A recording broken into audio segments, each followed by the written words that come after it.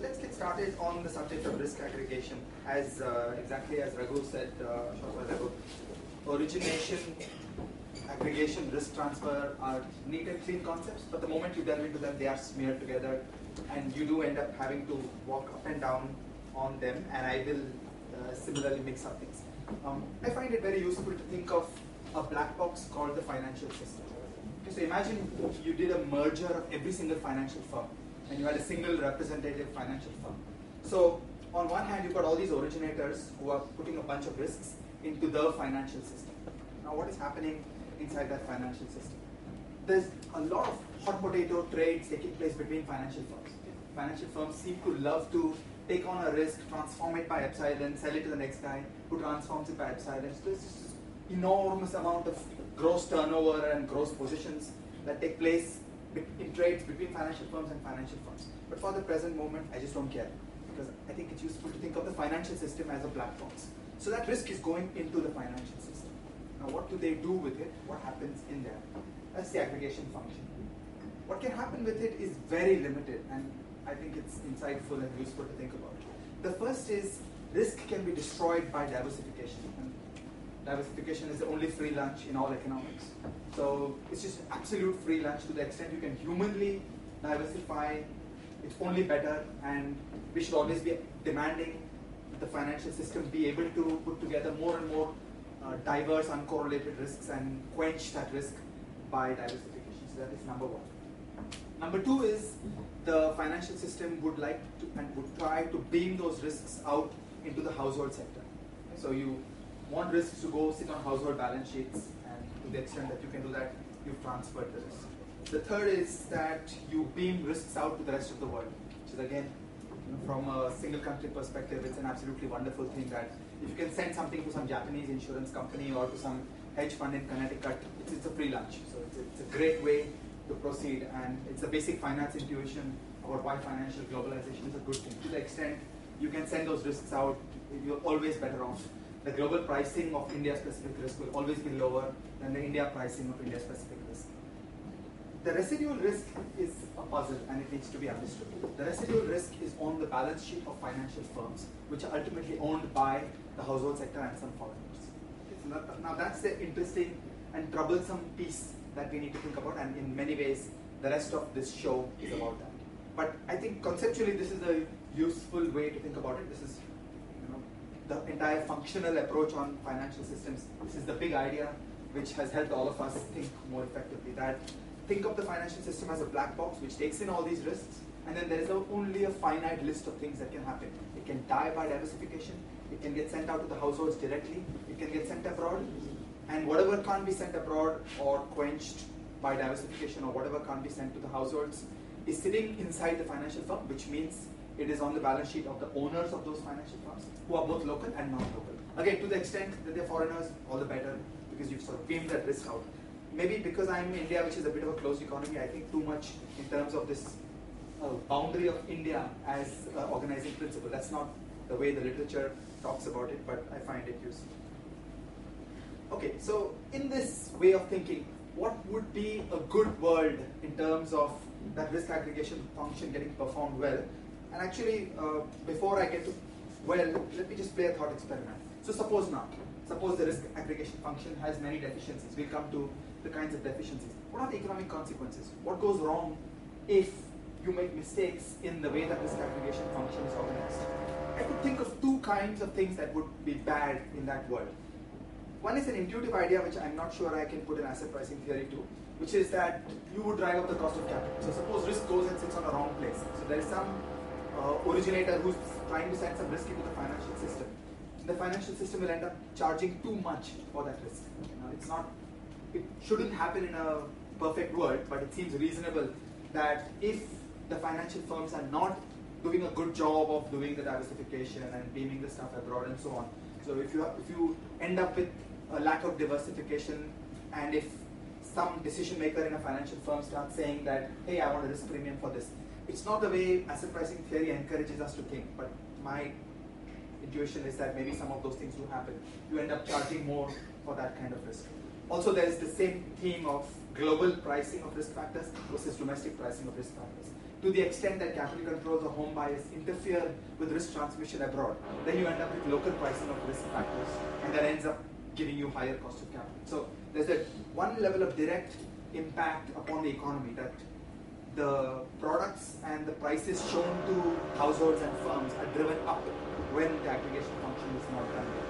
Another dimension is systemic risk, that to the extent that we make mistakes in the aggregation function, we'll often end up holding the risk in the wrong places. We will just do nonsensical things. So, for example, the way we think about the United States subprime crisis was that risk was going to all the wrong places, and then when the right combination of shocks came along, we ended up with a big systemic crisis. So I think these are the two perspectives on judging quality of the aggregation function. That if a financial system works well, then what we should end up with is a nice, stable, robust financial system where the cost of capital is low.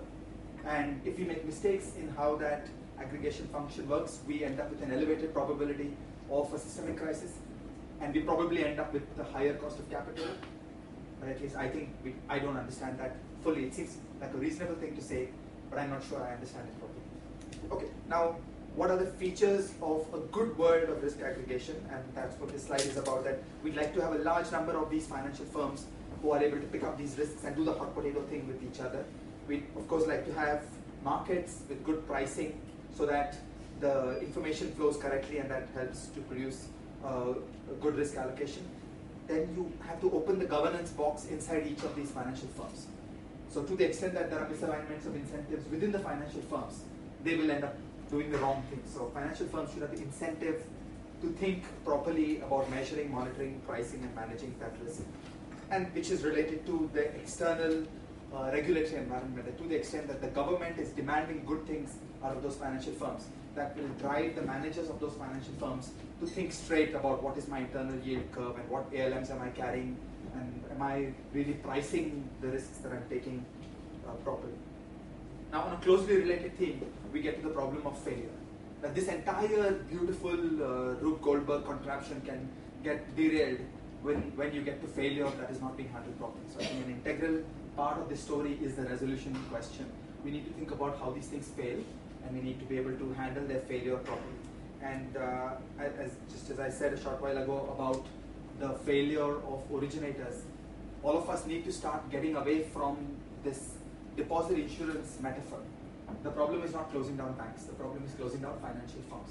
But to clearly say to ourselves that there are firms all over the landscape in the financial system, and we've got to have a resolution capability that shuts down firms without saying whether it's a bank or an insurance company or it's AIG or it is KGFS or whatever. I mean, when a firm goes bust, we need a resolution capability for those firms. Going further into the way the government thinks about this, we need there is going to need to be a systemic risk regulation function somewhere in the economy, and that office or that team or that agency is going to need high quality data about what is this map of the risk aggregators of the economy, who are they, what risks do they carry, how are they connected to each other, both from the viewpoint of risk assessment and from the viewpoint of resolution. So I mean, look back at Bear Stearns, look back at Lehman. But we need to understand who is this creature, what are his contracts, what is his book like, what is his risk, and then when things go bad, we have the ability to shut him down better. That also links to the too big to fail question, that you would like this whole thing to be humming smoothly without some giant things that are essentially impossible to close down. Because every time that happens, it's a sure recipe for trouble, because the agency that is too big to fail knows that it is too big to fail. Now, from that framework, let's start looking at the Indian economy, and are there some insights and are there some interesting thoughts that we can offer.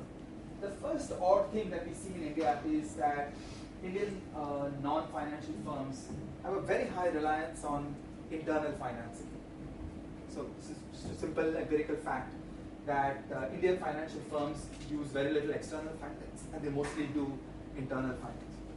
And there's a long story in the finance literature about why external financing is a good thing, and there are many healthy features of external financing. But this is actually also a reflection on the financial system, that there's actually not a lot of intermediation taking place. So if corporate governance and the financial system worked well, then firms with low quality projects would beam out dividends, and that money would get recycled through the financial system and come back into other firms. That whole intermediation process is really not happening too well, and we just seem to have a non-financial sector that is running its own internal capital markets and a financial sector, and the two are not as deeply enmeshed as should be. And this, I think, is a mixture of a lack of capability on the part of the financial firms and corporate governance problems on the part of the non-financial firms.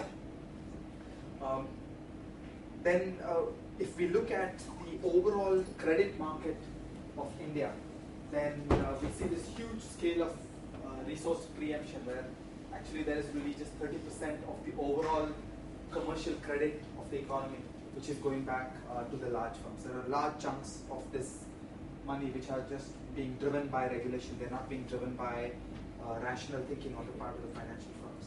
This is not a very bright thing. Nachiket had mentioned earlier today that the non-financial firms are outgrowing the capabilities of the financial firms. So on this graph here, what we have on the left-hand side is the assets of the top 10 companies in 2011, and you see these firms are pretty big. And on the right-hand side, you see the exposure limits of the top 10 financial firms. And what is, in short, what has happened is Reliance is too big for SBI. Okay, so India's growth has driven Reliance off the charts when compared to the capabilities of SBI and its ilk. And the writing is on the wall, because if you just project a little into the future, I think this problem is becoming acute. Eli and I have done lots of work on the rise of Indian multinationals, and this is one theme that we clearly see, that there is a real synergy between an Indian firm growing up into becoming a multinational, plugging into global capital markets, accessing global corporate finance, and one of the drivers for that is really the lack of capability of the Indian financial system, that we're just not able to serve the needs of the biggest financial firms. This is the familiar data on the screen about the financial deepening in India, even as compared to another country like China, which is not that far from us in economic development, and we seem to be far behind where they are. One of the peculiar things in India is that, in a way, the government dominates the game of risk aggregation. The largest financial firms are government companies, and this is a really troublesome thing. All too often in India, we end up with this ideological debate about public sector banks or not, and I think that in the international literature, we are much more clear and convinced that there are real problems with public sector ownership of financial firms, that bureaucrats as bankers don't work very well. I think the Indian debate is out of touch with the kind of consensus that we find on these questions outside the country. What goes into the public sector inevitably turns into politics. So, for instance, Nachiket said something that worldwide we have moved away from defined benefit pensions towards defined contribution pensions. And at first blush, from first principles, it seems like a bad idea. Household balance sheets are probably not a good place to place those kinds of risks. My story is, it's politics. That the reason why defined benefit pensions are a bad idea is because defined benefit pensions are inevitably backstopped by a government in a world where private financial markets simply don't exist for those kind of claims. So on those kind of horizons, those private markets don't exist. So it becomes politics, it becomes public balance sheet.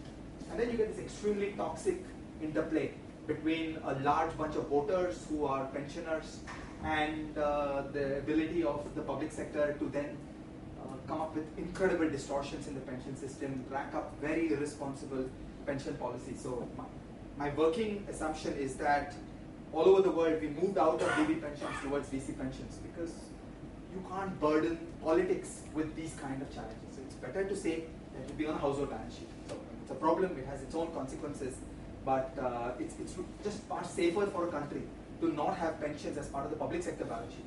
A lot of the corporate sector, right? The US corporate sector has moved almost completely away from defined contributions to defined benefits to defined contributions. There's no political issue there, it's just incentive. But anyway, I don't want to take your place. But that was an example in my mind about the sorts of problems that we are encountering because of the domination of government in the landscape of the large financial firms.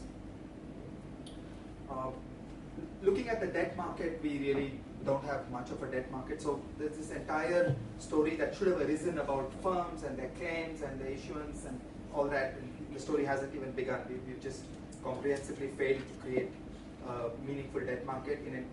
There is a small rise of AAA issuance, but beyond AAA, there seems to be nothing that comes out. This is an example of the kind of distortions induced by regulation. That it seems to me that regulations in India are simply hostile to low-grade credit. And it's just a bunch of mistakes in the regulation which have created this strong bias that if you are an investor in a bond, you will just buy a AAA bond. You will not go for any of the weaker credits.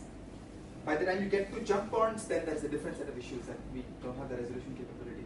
The bankruptcy code is not there and so on. But it doesn't have to be that you're only stuck in AAA. There should have been a little more movement behind AAA, but unfortunately, that has not yet happened.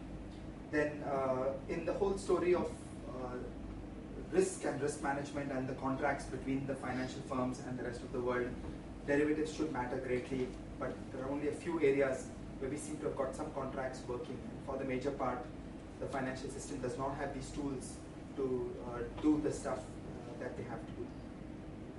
Now, I think one of the most important elements of the risk aggregation story is regulation. To the extent that the behavior of financial firms is distorted by regulation, we are going to get all kinds of difficulties, and a lot of work needs to be done in rethinking how we are approaching this. One of the issues is that we've got this multiplicity of regulators for different sectors. So there is LIC and there is SBI, who are each behemoths with somewhat different perspectives on what is risk and how you think about risk. And then what tends to happen is that the trade ends up with one or the other, not on its national merits, but on subtle differences between the regulations. So because some IRDA regulation sees a trade differently from how some RBI regulation sees a trade, and that's where the trade coding sits. It's not a rational information-based story, but rather just the distortion caused by inconsistencies in regulations. We really don't have the ability to see across market activities, particularly for the large complex financial firms. That I think logically there is an ICICI conglomerate. I don't know whether inside ICICI there is a conglomerate scale MIS which the CEO examines every Friday, but I'm sure that the government needs one. The government needs to look at a consolidated statement about ICICI every Friday, and there's just no capability in the government system to work cutting across these regulators to take a comprehensive view of who these financial firms are, what are their exposures, and what they are doing. Now, in terms of capital, there are some real problems. I'm running out of time. I just want to focus on an ALM and a mismatch issue. The rules seem to be consistent with a significant amount of maturity mismatches, and this is something that I'm actually curious about. Are our rules particularly different from what you see in the rest of the world? Because I just want to go one stop ahead.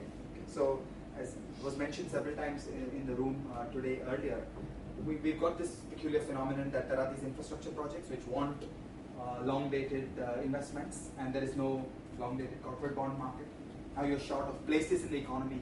Where will you keep this? And it's all ending up on bank balance sheets. There's two little graphs there showing you the maturity mismatches with ICICI and SBI. And I'm curious, that is it that RBI regs in this area are different from what we see in the rest of the world? Or are these firms in violation of the rules? So how are these mismatches coming about? Because I think these duration gaps are pretty large.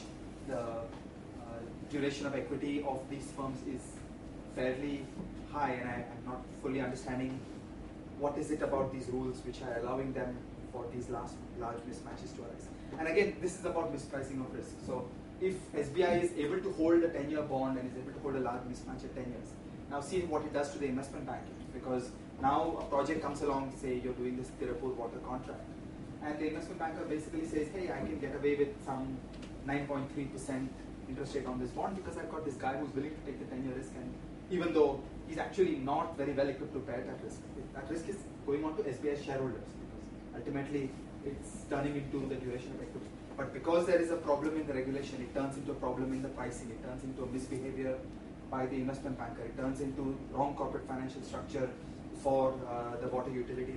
So you get all these consequences that flow from an odd situation in the regulation. Finally, I want to turn to the problem of resolution. At present in India, we have two elements of the resolution story. One is the DICGC, which has a grant name Deposit Insurance and Credit Guarantee Corporation. Unlike what we might think, most of the time the DICGC does not really do much of what you would expect in a deposit insurance corporation. It pays out to depositors after the bank is bust, and it has turned into a resource transfer system from commercial banks to cooperative banks, and it really does not exert any supervisory capability, and it never preemptively shuts down a bank while it is solvent. So it's not at all there in terms of being remotely capable as a deposit insurance corporation. The little box there is a set of ideas from Raghu's report, that's the other Raghu, from Raghunath Rajan's report on deposit insurance. And there is a lot that needs to be done in getting that going. But I would also emphasize that while we are on the project of building a resolution capability, we should be thinking about it on a financial system scale and not just for banks. The other interesting piece, which in my opinion is working fantastically well, is the National Securities Clearinghouse, the clearing corporation, the NSCC. NSCC has a bunch of clearing members, and there is an online real-time value-at-risk risk management system. And when a firm runs out of capital, its trading privileges get shut off intraday in real time, and the firms go bankrupt all the time, and that's perfectly okay. So there's absolutely no ripples. India is unusual in that clearing members go bust all the time. So I mean, internationally, it would be a once in a 5-year or once in a 10-year event that a clearing member goes bust. Most of the time, clearing members don't go bust. Clearing members tend to have hundreds of millions of dollars of capital. India is remarkable in that fairly small, fairly fragile firms become clearing members. And in my opinion, that's been a great policy because it has given NSCC war drill all the time. NSCC faces clearing member failures all the time. And it's supremely able and comfortable to do this. So the entire risk management system inside NSCC is battle tested all the time. Again and again, clearing members fail, and you never even hear about it. In the mid-90s, there would at least be newspaper stories that so-and-so was a clearing member in NSCC and he went bust. Today, you don't even get those newspaper stories anymore. People are bored because it just works. So the entire netting by novation of the clearing corporation is a great success story of an effective resolution capability which has been built in India and is delivering. What are some of the big things? What are some of the big things that are in the pipeline and are going to reshape this environment in the days to come? The first is a new office of the Ministry of Finance, which is called the FSDC. FSDC stands for the Financial Stability and Development Council. So FSDC is a very interesting animal. It is not statutory, so there is no law that makes FSDC. It's not a separate organization. It's an office sitting inside the Ministry of Finance. The premise is that FSDC will be able to take an across silo perspective upon Indian finance. So the problem we have in our legacy regulatory architecture is that there is RBI which sees one small piece of the puzzle, there is SEBI which sees one small piece of the puzzle, there is FMC, there is IRDA, there is PFRDA, and then there are some other things in the financial system. Whereas there is no place which is able to take an across system perspective. FSDC is interesting and important because it is the first attempt by the government of India to take an across financial system perspective, to be able to think about certain questions which are cross-cutting. And the two most important cross-cutting questions are financial stability and development. So financial stability is of course a cross-cutting system perspective. I mean, if there is one thing that I think all of us have got out of the global crisis, it is don't see one small piece at a time. Don't see the London money market as just a money market. Don't see Northern Rock as just Northern Rock. Look on a financial system scale because the complexity of the interactions and the way things come together has been surprising and bewilderingly complex. So we really need to get out of our silo mentality and stop seeing one piece at a time, which is what all the existing agencies are programmed to do. So financial stability is a cross-cutting function.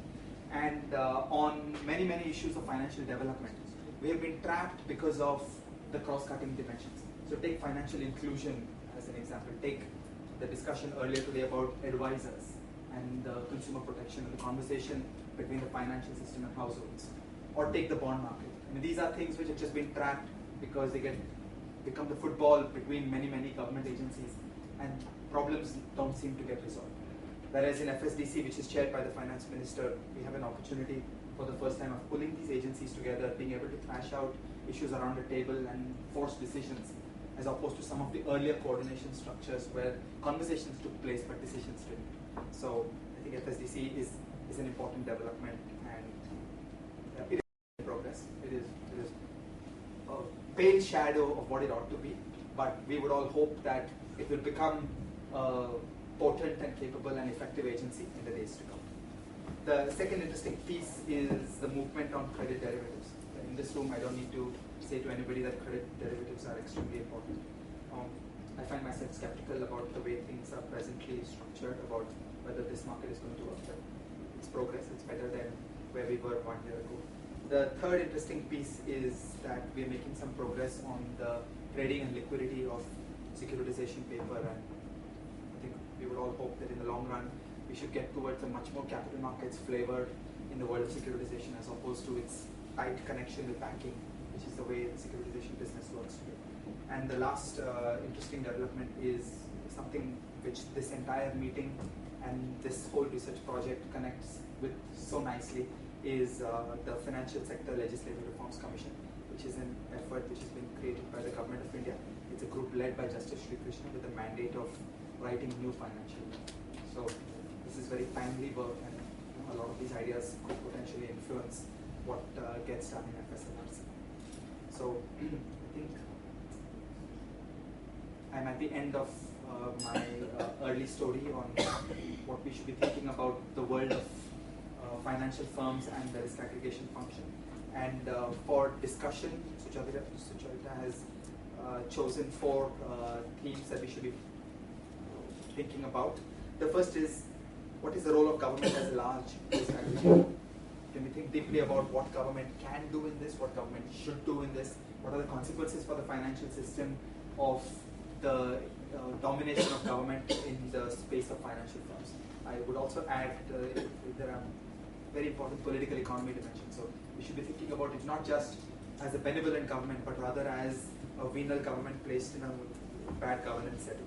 The second is when you get to the systemically important financial firms, how should we think about conglomerate regulation, supervision, integrated perspectives, and so on. The third is how do we build high quality risk management capabilities within the financial system, and I would just underline that every mistake we make in the regulation of these financial firms induces wrong behavior on the part of those financial firms, such as the example we gave about SBI a moment ago, and that leads to distortions of pricing. So there's such a tight connection that if we make mistakes in how we give incentives to the managers of these firms, then their risk management capability tends to go in the wrong direction, and then that tends to generate mispricing of risk, and that's a misallocation of capital. Nachiket has long made a point that we have come up with an excessively prescriptive and a very detailed manual and a guidebook for how you do risk management, particularly in Indian banks, to the point where there is too little thinking that is going on. That there's just a whole bunch of checkbox compliance that's going on. There's very little thinking about risk. Some of my friends from abroad always say to me that when they meet the top management of an Indian bank, they get shocked at how little thinking there is about risk. That there's an important cognitive failure that is taking place.